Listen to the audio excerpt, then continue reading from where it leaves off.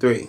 Hi, it's Nina with Double E Magazine. Today I have the pleasure of interviewing Councilwoman LaShawn. How you doing, ma'am? I am great, Nina. This is awesome. I'm so humbled to be in your presence today. Oh, thank you. Flattery gets you everywhere.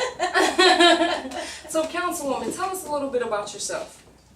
Well, actually, I am originally from Douglasville, Georgia. I've lived in Douglasville for over 40 years. I'm a mom of two. I have two lovely daughters. One that's 23 and another that's 16. And I have always been involved in the community as it relates to education. I have a heartbeat for those who have fallen on hard times. I am a graduate of Beulah Heights University with a bachelor's degree in international and economic development.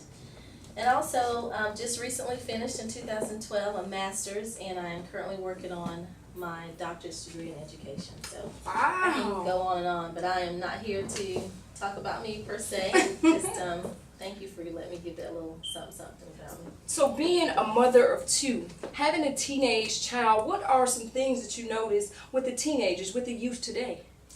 Wow, that is a big question.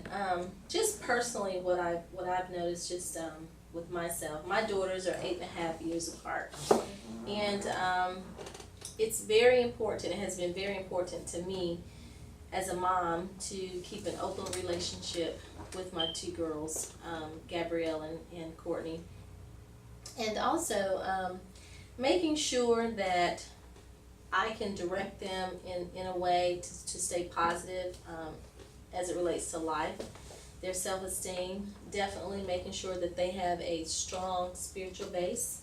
They're very active in church.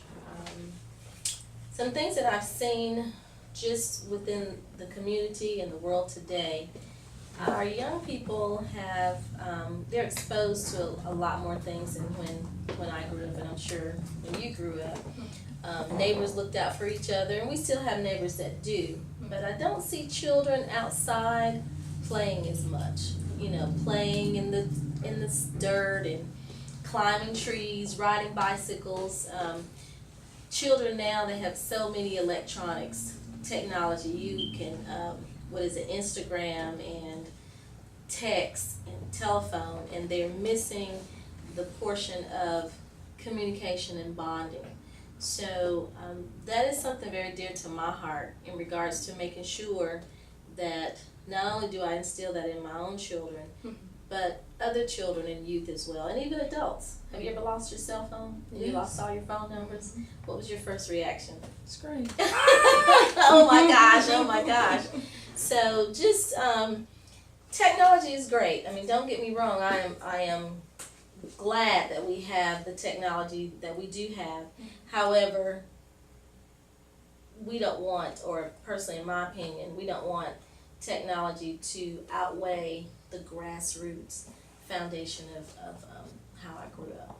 Okay, do you think they rely on the technology due to lack of funds, to programs that spark their interest?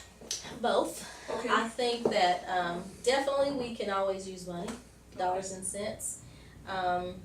Technology is a very quick fix. Okay. I think a lot of times, yes, we, not only young people, but adults as well, but most definitely young people, it's an easy fix. It's an easy tool for them to communicate. You've got Skype now. I think technology has been used, unfortunately, to babysit our children. And it's hard. It's a fast pace, very fast pace. So, in the city of Douglas County, there are a lot of activities that we do have for our youth. However, there are gaps that are there as well that we can always fill, such as more mentors, more leaders to provide hands-on with our young people and to nurture them from the very beginning instead of waiting until they get that teenage or even college. But we all still need mentors. But yes, there are some gaps, I believe, that can be filled in our community. What makes a good mentor to you? Wow. What makes a good mentor is one who will listen, someone who has good ethics and can be non-judgmental and consistent. Okay. That's just one of the few. Consistency.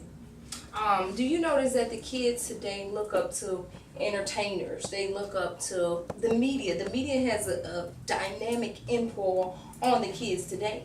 You know that the media is kind of their mentors. Is it lack of parenting being around due to the one household? What is that gap? Do you know? Well, let's see. For many years, I have been a single parent. Okay. So, to answer the question in regards to do I believe that children look up to entertainers, I think yes, they do. However, the boundaries that parents put in place can kind of curb that. Okay. There are TV programs, honestly, that unless my children have watched, unless my children were watching them, I had no idea. I hardly ever get a chance to watch TV. Okay. But when I do watch TV,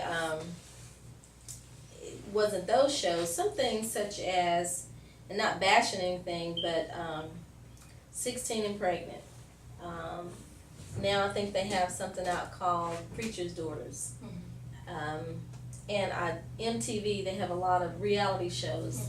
And when you hear 10-year-olds from 9, 10, 11-year-olds speaking about things that 18, 19-year-olds conversation should be, it's a little different. So yes, I do believe that they look at entertainers. Why is that?